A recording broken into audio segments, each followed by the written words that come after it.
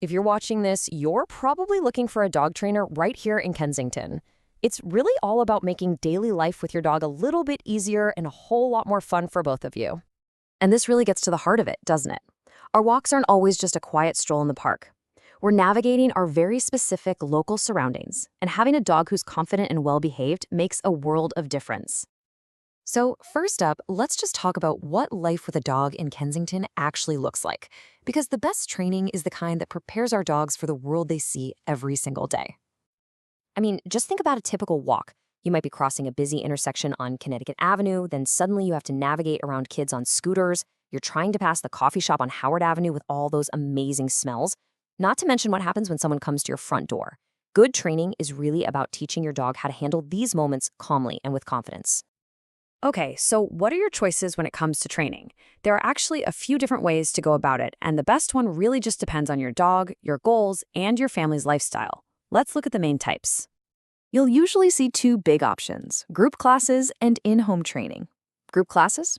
They're fantastic for getting your dog used to other dogs and people, and for learning to focus when there are distractions. But in-home training is perfect for tackling those problems that only pop up at home, like barking out the window or learning some better manners for when guests arrive. Now, if you need something a little more intensive, there's day training. This is where a pro works with your dog during the day, and then they teach you what you need to know to keep it going. It can be a great fit for busy families. And then you have board and train programs, which are super immersive. They can give your dog a really solid head start, but remember, you'll still have to learn how to maintain all that great progress once they're back home.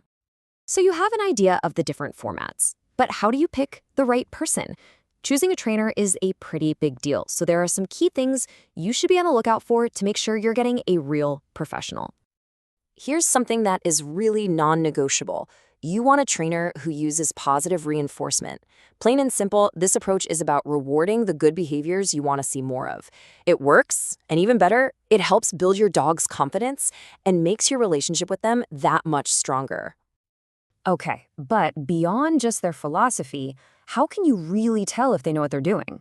Well, you want to look for some proof of their expertise. These letters after a trainer's name are what you're looking for. They might seem like alphabet soup, but they're important. They mean that a trainer has actually passed some tough, standardized tests about animal behavior and training techniques. For instance, CPDT-KA stands for Certified Professional Dog Trainer, Knowledge Assessed. Seeing credentials like these tells you they've invested in their education and they follow modern, science-backed methods. All right, with that in your back pocket, let's talk about what happens when you actually get on the phone with a potential trainer. Coming in with the right questions is honestly the best way to find a great fit. Think of this as your interview guide. You'll definitely want to ask about their methods and their certifications, but also ask how they plan to customize the training for your dog's specific personality and issues.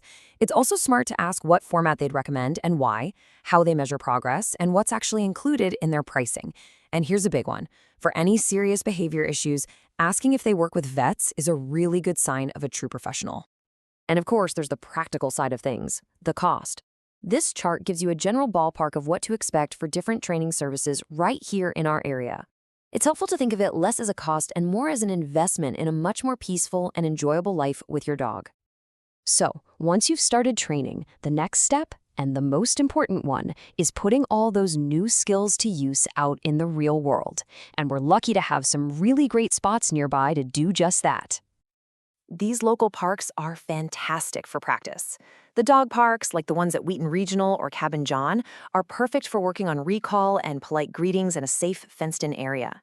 And the trails over at Rock Creek Stream Valley Park are an amazing place to work on those leash manners with all sorts of real-life distractions around. And on that note, here's a quick local tip that's really important to know. Montgomery County has a leash law. That means your dog needs to be on a leash in all public areas unless you're in a specifically designated off-leash dog park. So having solid leash skills isn't just nice, it's necessary to enjoy our community spaces safely and legally. And at the end of the day, this is what it's all for, right? It's being able to sit outside a cafe with your dog lying calmly by your side. It's walking down the street and smoothly passing neighbors without any yanking on the leash. It's about feeling confident and relaxed while you and your dog get to explore everything our community has to offer, together.